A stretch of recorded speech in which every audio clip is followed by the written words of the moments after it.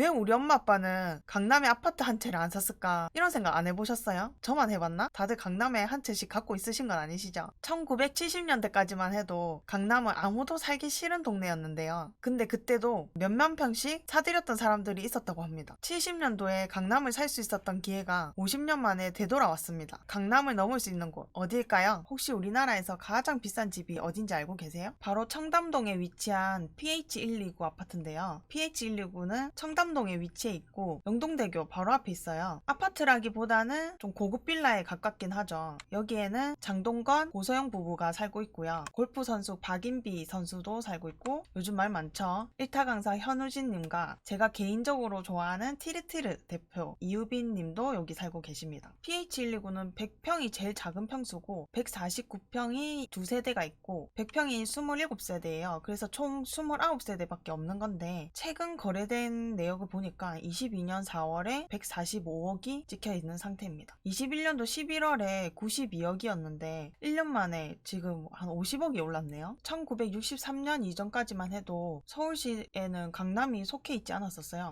63년 이후에 강남이 서울시에 편입이 된 건데요. 이때까지만 해도 영등포의 동쪽이라 해서 영동이라고 불렸다고 합니다. 그래서 여기 강남에 살고 있던 사람들이 장 보러 갈 때는 나 서울 갔다 올게 이렇게 얘기를 했다고 하는데요. 강을 건널 때는 이렇게 나룻배에 차도 싣고 사람들 여러 명이서 해서 노저어서 건넜다고 합니다. 이렇게 학교도 다니고 직장도 다녔다고 해요. 서울시 인구 변화 그래프를 보면요. 42년도에 인구 100만 명을 돌파를 했고 60년에 244만 명, 65년에 347만 명, 70년에 543만 명이 됐는데요. 5년 만에 200만 명이 늘어난 거예요. 그리고 88년도에 인구 1000만 명이 돌파를 했습니다. 그래서 이렇게 짧은 시간에 사람들이 다 강북으로 몰린 거예요. 여기가 청계천 옛날 모습인데요. 완전 판자촌 밀집 지역이었죠. 그리고 하도 집을 지을 데가 없으니까 이렇게 산 밑에 빼곡하게 살았던 거예요. 그래서 정부에서는 사람들을 강남으로 이동시켜 지시가 내려온 거죠. 근데 이때까지만 해도 한강에 다리가 3개밖에 없었어요. 제2한강교, 한강인도교, 강진교 이렇게 3군데가 있었고 강남이 이쪽이잖아요. 강남 이쪽에는 다리가 없는 거예요. 그래서 아까 말씀드렸다시피 이렇게 사람들이 왔다 갔다 했다고 합니다. 강남은 가수원이랑 뽕나무밭이 많았다고 하는데요. 근데 강남 자체가 하천보다 지대가 낮아가지고 그 당시도 물난리가 많이 자주 났다고 하는데요. 이거 유명한 짤이죠. 22년도에도 강남에 물난리가 크게 났었죠. 이렇게 교통도 안 좋고 사람이 살기 어려운 곳에 누가 강남에 살고 싶어 했겠어요. 강남에 기존에 살고 있던 사람들도 오히려 땅을 팔고 강북으로 다시 이사를 갔다고 합니다. 지금은 좀 많이 후회하고 계시겠죠. 사람들을 강남으로 이동시켜야 되는데 사람들이 강남에 내려가서 안 살려고 하니까 서울시에서는 아파트를 지어서 공무원들을 이쪽으로 넣어버렸는데요. 그게 논현동에 생긴 논현아파트라고 강남에서 최초로 생긴 아파트입니다. 이게 그때 논현아파트 짓고 있는 공사 현장이에요. 여기가 논현아파트 위치고요. 신사역이랑 학동근린공원 사이에 위치하고 있고 지금은 1997년도에 재건축이 돼서 논현 신동아 파밀리 아파트로 변신을 한 상태입니다. 그런데 여기서도 못 살겠다고 짐 싸서 나가는 공무원들도 있었다고 해요. 그렇게 사람들이 강남에 안 내려가서 살려고 하니까 초강수를 두는데요. 백화점, 대학교, 유흥시설은 이제 강남에만 지어 이렇게 지시가 내려온 거죠. 그러면서 신사동에 유흥업소들이 많이 생기게 된 거예요. 강북에는 없는 유흥업소들이 강남에 많이 생기게 되니까 사람들이 강남으로 많이 놀러 오게 된 거죠. 근데 문제는 강남에서 놀고 집 갈 때는 다시 강북으로 다시 돌아왔다고 합니다. 이러던 와중에도 서울시에는 계속 인구가 증가하고 있었던 거죠. 그래서 사람들이 강남에 살기 싫어했던 게 물난리가 나는 것도 있었고 교통이 불편한 게 좀 크긴 했잖아요. 그래서 1975년도에 지하철 2호선 노선도가 강남을 지나가게끔 변경했다고 해요. 그 다음에 76년도에 반포대교 개통을 했고 강남 종합버스 터미널 개장까지 했는데요. 그래도 사람들을 강남에 내려오게끔 하기는 역부족이었다고 합니다. 그래서 초강수로 강북에 있던 명문고들을 강남으로 이전시켰는데요. 그때 이전이 되면서 많은 혜택을 줬다고 해요. 1976년부터 시작해서 경기고랑 희문고, 중동고, 배명고, 경기여자고, 숙명여중고, 서울고, 동덕여중고 1986년까지 다 이동을 시켰는데요. 이때 파라콘이 생기게 됐습니다. 이때 학생들의 반발이 심했었는데요. 근데 사람들을 강북에서 강남으로 이전시키는 데는 효과가 직방이었다고 합니다. 이게 압구정 현대인데요. 압구정 현대가 1976년 16년도 경기고가 강남으로 내려왔던 그 해에 입주가 시작됐다고 해요. 근데 압구정 현대에 대한 의혹들이 많았다고 하는데요. 그 이유는 현대그룹 고위관리직들이 많이 당첨됐다고 해요. 오히려 그런 소문 때문에 압구정 현대 가격이 더 올라갔습니다. 저는 처음 압구정 현대 본 게 놀러 오면서 처음 봤었거든요. 그때는 아파트 가격이 10억만 돼도 엄청 비싸다고 느낄 때였으니까 와, 저 아파트가 10억이 넘는다고? 이런 생각이 들었었거든요. 서울 진짜 이상한 동네다 이런 느낌이었는데 지금 서울 와서 살아보니까 왜 좋은지 알겠더라고요. 위치도 너무 좋고 강남을 이렇게 멀리서 보면은 독수리 날개 펼치고 있는 모양이라고 많이들 얘기를 하는데요. 여기가 독수리 대가리 중에서도 뿌리 부분에 해당되는 거죠. 그래서 현대 1, 2차 여기가 제일 인기가 많습니다. 압구정 현대는 1976년도에 지어졌다 했잖아요. 근데 남들은 20년 되고 나서도 한 바퀴 재건축이 되고 그 다음 재건축을 또 기다리고 있는 상황인데 압구정 현대는 아직까지도 재건축이 안 되고 있는 상황인데요. 얼마 전 압구정도 이제 재건축의 속도를 붙였다고 기사가 많이 나오고 있습니다. 이번 연도 5월달이죠. 2구역, 3구역, 4구역, 5구역은 신속 통합기획에도 들어갔다고 해요. 그러면은 다른 재개발, 재건축보다도 좀 속도가 더 빠르다고 볼 수 있는 거죠. 현재 설계 공고가 나온 상태고 인터넷에 떠도는 사진들을 가져와 봤거든요. 딱 봐도 어마어마하죠. 이렇게 변하면은 아무리 다른 지역들이 천지개벽한다 해도 따라올 수 있을까 그런 생각이 들기는 해요. 진짜 대단한 것 같아요. 이런 강남을 도대체 누가 이길 수 있을까요? 제가 생각한 후보로는 강남이 있으면 강남과 가까운 지금 재개발 재건축이 한창 중인 흑석동도 있고 노량진도 있을 수 있고 여기 한남동도 지금 재개발 많이 하고 있죠. 그리고 요즘 완전 핫한 동네 성수동도 있을 거고요. 그리고 지금 많이 인기가 있는 용산이 있을 수도 있겠죠. 다들 평택 신도시 들어보셨죠? 평택 신도시도 지금 평택에서 가장 비싼 아파트들이 모여있는 곳들인데요. 여기도 스카이뷰로 보면은 이렇게 지금은 아파트가 들어서져 있는데 2010년까지만 해도 이렇게 밭이었습니다. 지금 평택 아파트 가격 볼까요? 고덕 신도시에 있는 거고 파랑온 아파트예요. 좀 가장 비싼 아파트 중에 하나인데 2019년식이고 752세대 아파트고 최고가는 9억 5천까지도 찍었었어요. 근데 최근에는 6억 9천 찍혀있네요. 이런 논밭이 어떻게 그렇게 될 줄 누가 알았겠어요. 이렇게 10억 가까이 하는 아파트들이 이전에는 이렇게 논밭이었는데요. 와, 이 토지 갖고 있던 사람들은 보상가 얼마나 받았을까요? 고덕 신도시 정도면은 꽤 많이 받았을 것 같은데요. 이런 신도시가 들어올 곳을 미리 이렇게 이런 땅일 때 사놓고 보상가를 받는 그런 투자 방법도 있습니다. 우리도 이런 투자 해야 되지 않겠어요? 자, 다시 서울로 돌아와서 아까 잠시 나왔었는데요. 흑석동이에요. 흑석동은 지금 빌라촌들이 다 재개발에 들어가 있는 상태고요. 그래서 재개발 재건축 절차에 대해서 간단히 보면은 정비구역 지정이 있고 조합 설립인가가 있고 사업 시행인가 관리 처분인 계획인가 착공 분양 입주가 있는데요. 조합 설립인가 정도 됐으면 구역 지정이 어느 정도 된 거고요. 사업 시행인가가 됐다 하면은 재개발 좀 할 수도 있겠다 이런 생각이 들 정도인 거고 관리 처분 계획인가까지 나면 진짜 하겠네 이런 느낌이라고 보시면 되거든요. 그래서 흑석동 재개발 지역들의 지금 단계를 보면은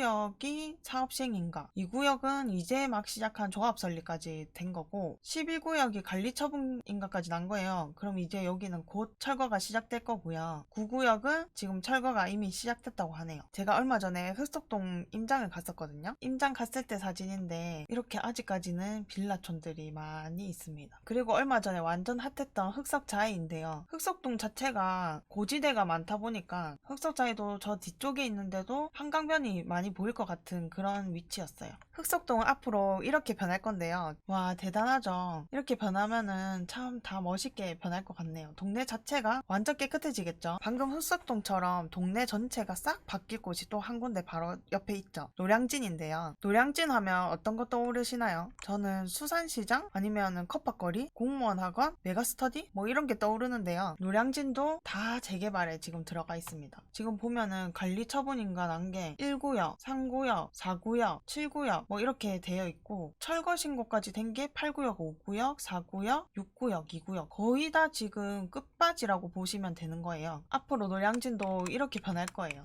멋지게 변하겠죠? 그 다음 성수동 대표 아파트 하면 트리마제랑 갤러리아 폴의 아크로 서울숲 이렇게 세 개가 있고 또 바로 옆에 이렇게 SM 부지도 있는데요. 근데 성수동에 지금 살고 있는 사람들이 가장 만족하고 있는 곳이 서울숲이라는데요. 서울에는 서울숲처럼 그렇게 평지에다가 넓게 공원 부지로 돼 있는 곳이 드물긴 하잖아요. 얼마 전에 최하정 님이 찍으신 유튜브를 봤는데 아크로 서울숲에 사시더라고요. 근데 가장 마음에 드는 게 서울숲이라고 말씀하셨어요. 자기는 죽을 때까지 성수동에 살 거라 하면서요. 그래서 성수동 사는 사람들은 서울숲을 정말 좋아한다. 성수동도 재개발 다 하고 있는 거 알고 계시죠? 성수동은 압구정과 바로 맞은편에 있고 지금 다 사업 시행인가로 비슷한 속도로 가고 있습니다. 그런데 이 중에서도 1지구가 가장 인기가 좀 있다고 해요. 아무래도 서울숲이랑 좀 가깝고 기존에 있는 고급 아파트들이랑도 좀 붙어 있으니까 그런 거겠죠? 성수동도 10년 뒤면은 멋지게 이렇게 변할 거라고 합니다. 그 다음 한남동인데요. 한남동은 이미 유명한 사람들이 많이 살고 있죠. 지드래곤이랑 배용준 부부랑 BTS도 나인원 한남에 살고 있고 가수 B 부부랑 박나래, 송혜교, 정여원까지 한남동에 있는 유엔빌리지에 살고 있습니다. 한남동은 지금 나인원 한남만 봐도 이미 강남을 거의 따라잡긴 했어요. 22년 11월에 94억 5천만 원에 75평이 거래가 되었습니다. 한남동도 지금 여기가 유엔빌리지 있는 곳이고요. 왼쪽 부분 보면은 다 재개발 구역으로 지정이 되어 있어요. 2, 3구역은 관리처분으로 되어 있고 4, 5구역이 지금 사업 시행인가로 되어 있습니다. 그러면 관리처분 계획인가가 제가 뭐라 했죠? 아, 곧 철거 들어가겠구나 이렇게 생각하면 된다 하셨죠. 그리고 한남 3구역은 역대 최대 사업비가 들어가는 구역인데 무려 3조가 들어간다고 합니다. 한남동도 이렇게 다 고급 아파트로 들어올 예정입니다. 그리고 한 군데 빠지면 좀 섭섭한 곳 있죠. 여의도인데요. 여의도도 1970년대 아파트들이 많이 있어요. 재건축을 못하고 있는 아파트들이 좀 많이 있었는데 이번에 서울시에서 용적률을 확 높여주기로 했습니다. 용적률을 1200%까지도 올려준다 하는데요. 여기 중간 부분이 350m까지도 건물을 지을 수 있게끔 만들어준다 해요. 350m가 어느 정도인지 좀 감이 안 잡히실 건데 여의도 지나갈 때마다 보이는 이 빨간 기둥이 333m라고 하는데요. 여의도가 이제 이만한 건물들이 많이 들어선다는 거겠죠. 제가 중학교 때 63빌딩을 처음으로 봤었거든요. 그때는 보고 와